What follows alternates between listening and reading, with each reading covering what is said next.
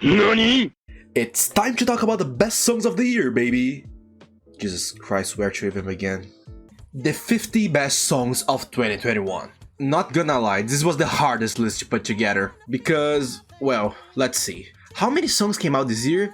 Oh, right, a jillion! Luckily, I was able to filter to 50, but it was not an easy task. There were some songs in here that were painful to cut. This list is going to have honorable mentions, but even still, there were many other songs that hurted to let go. So trust me when I say this list has only songs that made me go ah the most throughout the year. Great analogy, by the way. So, no more shitty beating around the bush talk. Let's go to what matters. Beginning at number 32. Just kidding, it's number 50. Beginning the list, we have one of the most ravenous rock songs of the year. The riff of this thing is so great and so memorable that it leaves you wondering, how this song never existed prior to this year? I don't know what's wrong with me. I was going to put Screams on this list, since it was the Weezer songs I've heard the most this year, but the OK Boomer vibes on the lyrics made me go with all my favorite songs. But don't take this choice as simply another second pick, because this thing is also stellar. Here, we have one of the most stunning closing tracks of the year. Hearing Jazz yelling and then we have this freaky keyboard solo right after feels so damn good. The second lengthy song in a row to make this list. Honestly, this is the prog rock song of the year. All I can really say here is, give this thing a shot. You won't regret it. The third lengthy track and also the third closing track in a row. Huh. I'm seeing a pattern here. Anyway, it's Caro Caro Bonito. Of course this thing's excellent. It took a while for the song to grow on me, but holy heavens, I am so thankful this happened. The whole album might not be a 10 for me, but this song definitely is. It's time to talk about one of the most underrated tracks of this year. How was this not released as a single? Your guess is as good as mine.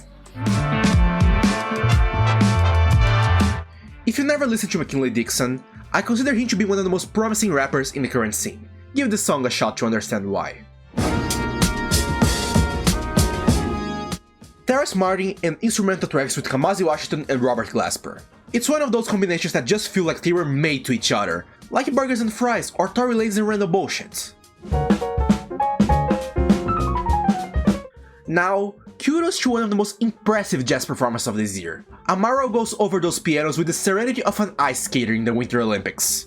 Unless you look really close to them. Pond is one of those bands that I just never really cared. But they really put me in my place this year. This song rocks, and I refuse to not let anyone aware of that. So everyone, with me.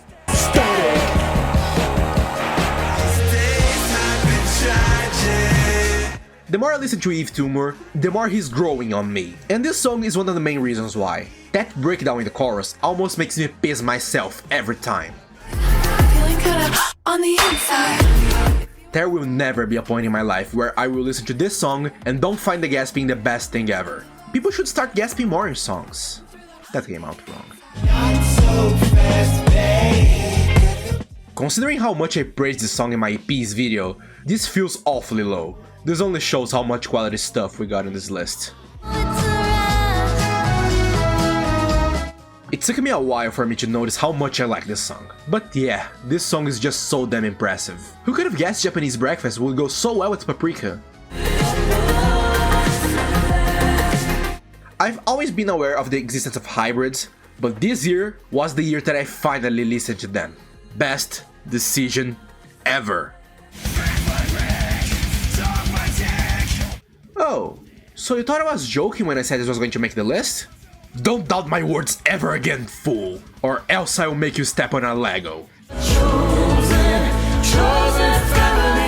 Going from a speed metal cover of a Lego Island song to one of the most emotional ballads of the year is quite the weird transition, but what can I do here? That's right, go to one of the most underrated jazz pieces of the year. And now, let's go nuts. I started as a bird to ash. To some brutal horrorcore in the table, I am totally in favor of starting a movement to encourage more Godspeed You Black Emperor sampling in rap songs. another jazz pick. And this one is stunning. One of the most full of life songs I've heard this year. And that old work you put in don't count cause y'all rats. I mean, it was pretty obvious the song was going to make the cut. If the song was longer, it would be way higher though. I may not be that big of a Magdalena Bay fan, but Secrets Your Fire is a huge exception. This song is so groovy, it almost feels illegal. And the beats in the beginning always reminds me of Spice Girls. We want some money. And now, one of the best bangers of the year. I understand why some people may not like this song as much, and to those, I say, you got a trash taste, this is amazing. I still can't get over that one verse where she references both Chuck E. Cheese and Two Girls One Cup in the space of like 2 bars. That alone should be a reason for the song to be here. Out of the big apple made apple pies, family size. Holy crap, Nas is coming with full throttle, releasing some of his best material since his early days. I am so excited to see what he'll come up next. I was in doubt between putting this or Chaos Space Marine from their upcoming album, but this song took a huge part of my listens this year, so it has to make the cut. I know people tend to prefer Introvert, and I don't blame you. Introvert is amazing too, but those la la las are just so angelical, man. I would feel one step closer to heaven every time I listen to this if it wasn't for the dark lyrics. The yells in the song are some of the most cathartic things I've heard all year. Spider God really does not get the love it deserves. A beautiful blur! Captain Kirk of all people made it to the list, and I hope this serves as a motivation for you guys checking his new album, because it shouldn't be as underrated as it is. The song begins as one hell of a bop, and by the end it feels like we're being swallowed by a tornado of sound, and it feels great. 2021 will forever be remembered as the year that teenage heartbreak anthems finally got some praise from adult audiences. And I hope this is a sign to how intense Olivia Rodrigo's career will be in the next few years. One of the greatest vocal performances of the year. That's all that needs to be said about this. Phenomenal. This song could have been just the burn part and the drum roll and it'd still make it to the list. That's what I call a flying kick of a sound. It was tough choosing between this and the Industry Baby, but at last I went with this. Just because he snapped the neck of the devil. And this is a Christian household, so amen. Anyway, gonna sniff glue now, bye. I was in doubt between this and the title track of her Eats EP, but I already praised the hell of that track in my EPs list. So let this be a reminder that her album is also pretty cool. This song and its Avril Lavigne-ish hook especially. How is this banger the most disliked song of this record? Y'all have no taste. You're being ridiculous. This is one of those songs that feel like a warm and cozy hug, much like the rest of the album. I am so glad Arlo's music finally clicked with me. A change of pace I wasn't expecting this year was Lil Ugly Mane releasing a depressive alternative rock masterpiece. But that's what we got with this song. Travis Miller? More like Travis Killer. Now kill me because that pun was awful. Just barely making to the top 10, we have one of the songs that I've returned the most this year. So happy to see Marina got all her charisma back. And it's top 10 time, and the first song to make the cut feels almost like a fever dream due to how all over the place it is. But I honestly can't get enough of it. You don't get to be. Hamza's pop phase is here, and we are not ready for it. Can't wait to see what you bring to us in the future. Bitch. Lizzo remains one of the biggest wells of charisma the modern music scene has, and joining her with Cardi B was one of the greatest things to happen this year. Cardi also gets a bonus award for the best guest verse of 2021. So this is what's being considered the upcoming greatest voice in British soul music? Huh. Well, all I can say is, it's a totally deserved title. Probably the most perfect album opener to come out this year. It begins softly, it gets intense, but it's also super full of personality, and introduces the album perfectly. All hail the new messiah, Jussara Marçal. Now, we are entering the top 5, and also the elite songs of the year, the true masterpieces 2021 offered us. And the first one of the cut is Parade. A cut so good, it makes the rest of its EP feel like it sucks, when in reality, it's just this song, draining all the life energy of the other ones. This is easily the best instrumental song of the year. If there's any better drumming this year than in this album, it was probably not released, because that title totally belongs to this album, and this song proves that effortlessly. I may not be the biggest King Gizzard fan out there, but I'm definitely the biggest fan of this song. From the guitar strums, to the woos, to the da-da-das. The song has all that makes it one of the most thrilling things I've heard in 2021.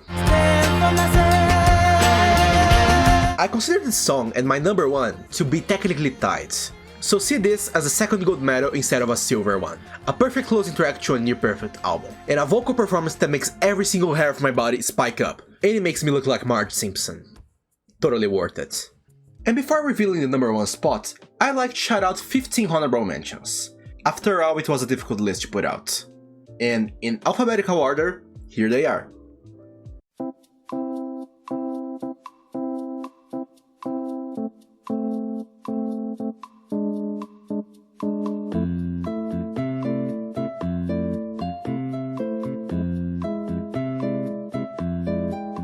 And now, we are here for the number 1. And I gotta say, this song was barely talked about this year. It's a deep cut from an album that people only talked about for like a minute. And yeah, in the grander scheme of things, it may not have anything special, but for me, and my year, it was more than a special song. And it's the best song of the year to me.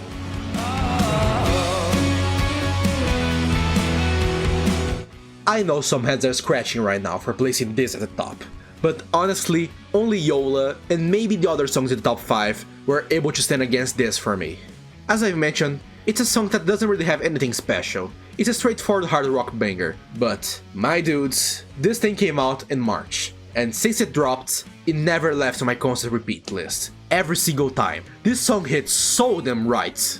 The beautiful guitar riff that begins the song, contrasted with the heavier one, the whimsical lyrics, the astonishing chorus, the super engaging guitar solo, the chant singing that makes me feel like I'm flying across the stratosphere. There's just not a single aspect that this song doesn't hit right to me. It may be nothing new, and most people slept on it, but for me, the rabbit hole of the song goes much deeper.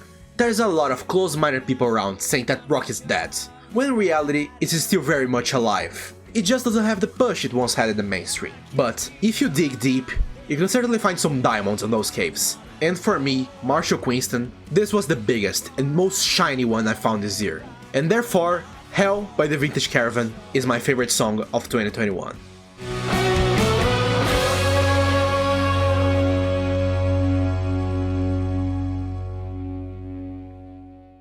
Thanks for watching. There's also a Spotify playlist containing all the songs I mentioned in this video, except for Brick by Brick, since it's not available on Spotify. But don't worry, I replaced it with a song that is equally as good.